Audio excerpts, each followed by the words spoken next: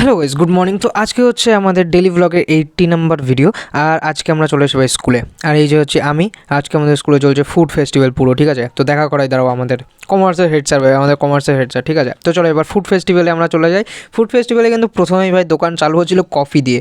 তারপরে এখানে ছিল গাজরের হালুয়া। বুনু একটু উঁচু করে আবার দেখিয়েও দিল যে হ্যাঁ ভাই গাজরের হালুয়া বেচছি আমরা। তো তারপর দেখা গেল ভাই কুরকুরের চাট বানিয়ে বেচা হচ্ছে সুন্দর লেভেলে। তারপর এখানে ছিল আলু টিক্কি। টিক্কি বলেছিল বলে আমি টিক্কি খুঁজছিলাম, টিক্কি কোথায়, তা টিক্কি খুঁজে পাচ্ছিলাম না। এখানে দেখছি শুধু স্যালাড। ভাই আবার বলছে না না শেষ হয়ে গেছে। এই যে এখানে ছিল ফ্রাইড রাইস আর আলুর দম। পাশে একটা বান্ধবী দেখছি ভাই এগরোল বানাচ্ছে, তো এগরোলের বাবা গো, থাক আর বললাম না কিছু। তারপর এখান থেকে পুরীর খাজা এনে হয়েছে ভাই, পুরীর থেকে খাজা। এখানে ভাই বলছে শেষ। এখানে দেখছি এখানেও টাকা পয়সা গোনা চলছে। এই তো পাওয়া গেছে আর একটা জায়গা। এখানে বানানো হয়েছিল ভাই সুন্দর সুন্দর মিষ্টি, যেগুলো কিন্তু 5 টাকা পিস ভাই, মাত্র 5 টাকা।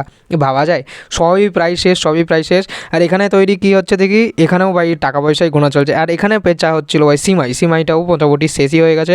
আর এই ভাই বেচছিল একটু চা। তারপরে এই যে এই পোলাটাকে তো চেনই ভাই, বাজারের মধ্যে সে গন্ডগোল বাজাইছিল। কী আর বলবো, একে তো চেনাই যাচ্ছে।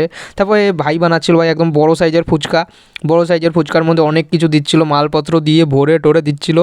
বাই দ্য ওয়ে, কালকেও কিন্তু প্রাক্তনীদের অনুষ্ঠান আছে, তো তোমরা সবাই আসো আর চ্যানেলটাকে সাবস্ক্রাইব করো, ঠিক আছে। টাটা।